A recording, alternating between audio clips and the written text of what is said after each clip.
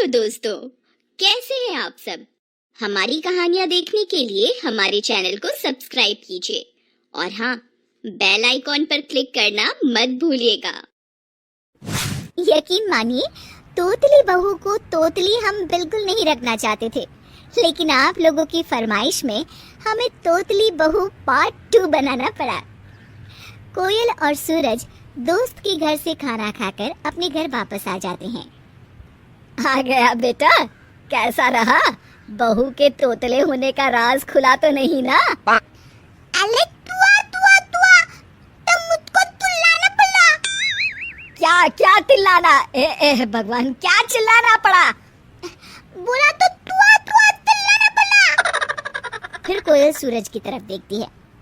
क्या ना तुम्हारी माँ भी ना? ये बोलकर कोयल अपने कमरे में माफ कीजिएगा, अपने कमरे में चली जाती है। अरे सूरज, क्या तूला? मेरी तो खुद समझ में नहीं आया। माँ, कोयल चूहा बोल रही थी। और फिर वो वहाँ की सारी कहानी माँ को बता देता है। सूरज की माँ उसे समझा देती है कि वो उसके ससुराल वालों से बात करेगी। अगले ही दिन कोयल की माँ कोयल के ससुराल आती है। कोयल की सास उनका स्वागत करती है। अरे मैना बहन, आइए आइए, कैसे आना हुआ? जी मैं कुछ तोलने आई थी। जी मैना बहन, क्या तोलना है? अब तो आपकी बेटी की शादी हो गई है, अब तो नाप तोल के ना दिया करे, अपनी बेटी को झोली खोल कर दिया करे। वैसे तोलना क्या है, बाट और तराजू मंगवा दूं क्या?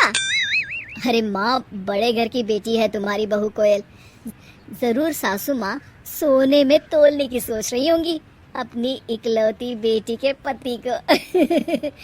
क्यों सासू माँ? नहीं नहीं, तोलने नहीं, तोलने कुछ तोलने आई हूँ कोयल से। अब सूरज और उसकी माँ को समझने में देर नहीं लगती कि उसकी माँ कोयल से कुछ बोलने आई है। कोयल की माँ मैना उससे बात कर निकल ही रही होती है कि कोयल की सास बोल उठती है। सुनिए मैना जी, साइलेंसर से आवाज ऐसी क्यों आ रही है ये तो मैं समझ गई, लेकिन ये भी बताती जाइए कि इसका इलाज क्या है। क्या समझी नहीं? अरे सासू माँ, 4 लोगों के सामने अब इज्जत कैसे बचानी है ये भी बता दीजिए, क्योंकि ये बोलेगी तो हमारा तो रहा सा भी खत्म हो जाएगा। अले, इतनी अच्छी बात। छी, अरे क्या छी, बात 100% की और सही है, सॉल्यूशन दीजिए बस। मैना उन लोगों को आइडिया देती है, जब भी वो कहीं जाए तो किसी की अच्छी सी आवाज रिकॉर्ड करवा कर कोयल के कपड़ों में छुपा दे। जैसे ही कोई पूछे, रिकॉर्ड बजा दे। अब सबको ये आइडिया जम जाता है। एक दिन उन लोगों की पड़ोसन घर आती है, जिसे देख कोयल जल्दी से रिकॉर्डर साड़ी में छुपाकर उनके सामने खड़ी हो जाती है।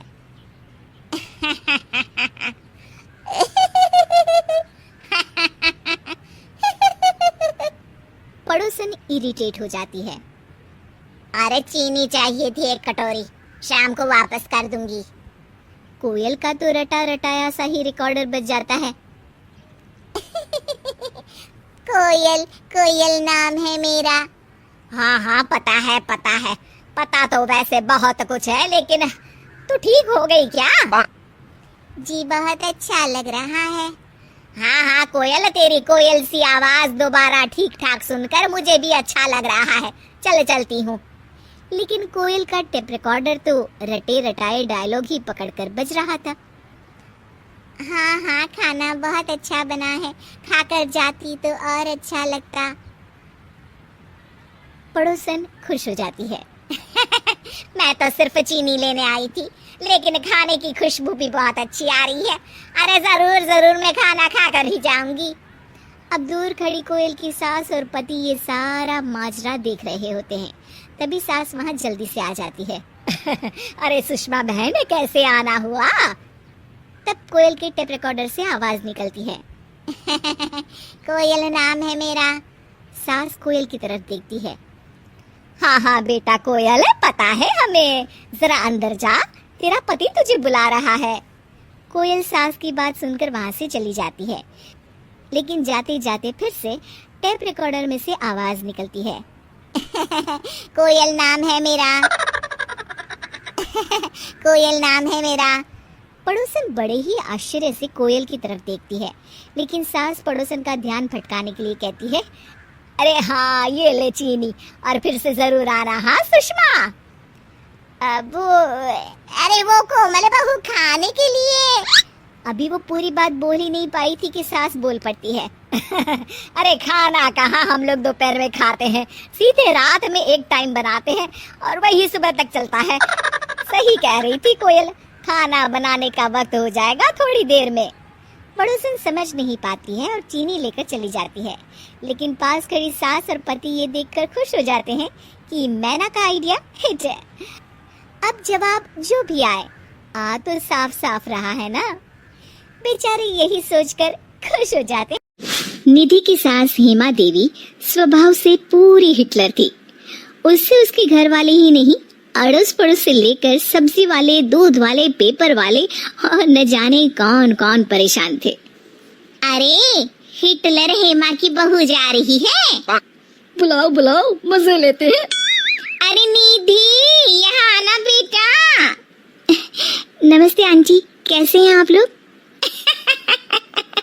बेटा हम तो ठीक हैं, तेरी तो नई नई शादी है, सब ठीक है ना घर में? हाँ सब ठीक है। क्यों, क्या हुआ? लग रहा है हेमा हिटलर का हंटर अभी निकला नहीं है। ये क्या बात कर रहे हैं आप लोग? अरे बेटी तेरी सास तो हिटलर है, हिटलर। हर बात पर परेशान करती है। बहू अपना ख्याल रखना और किसी भी तरह की कोई भी जरूरत हो ना तो आ जाना बिना संकोच के। निधि को पड़ोसियों की बात समझ में नहीं आती। वो जैसे ही घर का दरवाजा खोलती है, सामने हेमा बैठी होती है। कहाँ गई थी? हैं? पूछती हूँ कहाँ गई थी? पेस्ट लेने दुकान तक गई थी माँ जी। सुबह से मंजन नहीं किया, मुंह से बदबू आ रही है, सुन के देखिए। और वो सीधे सास के मुंह में आ कर देती है। सास को उल्टी आने लगती है। अरे छी छी छी छी। इतना कहकर वो वहाँ से चली जाती है। दोपहर को खाने की टेबल पर, अरे ये क्या बनाया है? पनीर? छी छी छी छी, कौन पनीर खाता है? मैं तो नहीं खाऊंगी घटिया पनीर। मुझे तो मटर खाना है, मटर। जाओ मटर बना कर लाओ। खाने की चीज को छी नहीं बोलते माँ जी, कईयों को तो ये भी नसीब में नहीं होता। हाँ हाँ, ज्ञान जरा कम बांटो, लेकिन ये छी पनीर यहाँ से लेकर जाओ, नहीं तो। अच्छा नहीं तो क्या? रुकिए, आपको क्या मैं ही बता देती हूँ। ऐसा कहकर बहू पनीर की सब्जी लेकर बाहर जाती है और एक भिखारी को सारी सब्जी दे देती है। कहाँ गई थी? माँ जी हम सब ने तो सब्जी खा ली थी, लेकिन आपके हिस्से की सब्जी मैंने भिखारी को दे दी। बहुत सारी दुआएं दी उन्होंने मुझे। ये बोलकर बहू वहाँ से चली जाती है। सास का पारा 7वें आसमान में पहुँच जाता है। वो अब किसी भी तरह निधि को नीचा दिखाने की कोशिश करने लगती है। एक दिन सास फ्रिज खोलकर कहती है, अरे छी छी छी छी, कितना गंदा फ्रिज पड़ा है। कुछ कद्र नहीं है घर में किसी को। निधि बहू जरा यहाँ आओ। क्या हुआ? मैं खाना बना रही हूँ, इनके ऑफिस जाने का वक्त है। अरे फ्रिज कितना गंदा है, मैं तो इसमें रखी एक चीज ना खाऊं। इसे तुरंत साफ करो अभी के अभी। माँ जी मैं खाना बनाकर फ्रिज साफ कर दूंगी। नहीं अभी मतलब अभी, फ्रिज साफ होना चाहिए। निधि का पति शोर सुनकर वहाँ जाता है। क्या हो रहा है यहाँ? और निधि आज खाना देने का विचार नहीं है क्या? देख रहा है बेटा, फ्रिज को पूरा कूड़ा घर बना रखा है इस लड़की ने। माँ मैंने कहा ना कि खाना बनाकर फ्रिज साफ कर दूंगी, लेकिन आप मान ही नहीं रही। अगर मैं फ्रिज साफ करने जाऊँ तो इन्हें ऑफिस के लिए खाना नहीं दे पाऊंगी ना। नहीं नहीं, पहले तुम खाना बना लो, सारा दिन पड़ा है फ्रिज कूलर साफ करने के लिए। ये कहकर पति और निधि वहाँ से चले जाते हैं। अब सास को इतना गुस्सा आता है कि वो अपने आप पर काबू नहीं कर पाती है। मेरी बात टालने की इसकी हिम्मत कैसे हुई? आज तक किसी ने मेरी कोई बात नहीं टाली। अब तो मैं इसे ऐसा मजा चखाऊंगी कि ये जिंदगी भर याद रखेगी।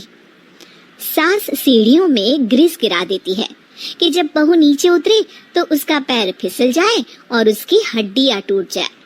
सास नीचे खड़ी होकर बहू का इंतजार करती है कि तभी दरवाजे की बेल बजती है। सास दरवाजा खोलने जैसे ही जाती है, जोर से किसी के गिरने की आवाज आती है। मजा आ गया, अब आया ऊंट पहाड़ के नीचे। लेकिन ये आवाज तो बेटे जैसी थी। अरे मर गया मैं, हे भगवान, मेरी हड्डी, अब मैं क्या करूं, मुझसे तो उठा भी नहीं जा रहा। हाय रे हाय, मेरे बेटे को क्या हो गया? अरे कहाँ गई वो कलबुही? मैंने तो उसके लिए सीढ़ियों में ग्रीस डाला था। आए मेरा बेटा गिर गया। माँ, ये क्या मजाक है? अच्छा हुआ कि मैं गिरा, निधि तो इतनी ऊपर से गिरना बर्दाश्त भी न कर पाती। और खुदा ना खास्ता उससे कुछ हो जाता तो पुलिस तुम्हें पकड़कर ले जाती। तभी वहां निधि आ जाती है। ओहो, ये बहस का वक्त नहीं है, चलिए मैं आपको आपके कमरे तक ले चलती हूँ। माँ जी बुजुर्ग है, वो नहीं उठा पाएंगी। निधि पति को लेकर उसे कमरे तक लेती हुई जाती है और मुड़कर सास की तरफ देखती है। अरे सासू माँ, दिन का खाना अब आप ही बनाइए, मैं इनके ठीक होने तक सिर्फ इन्हीं का ख्याल रख पाऊंगी। दोनों के जाने के बाद हाय रे हाय, यहाँ तो लेने के देने पड़ गए। अच्छा खासा आराम की जिंदगी चल रही थी, मेरे गुस्से और स्वार्थ ने सारा काम खराब कर दिया।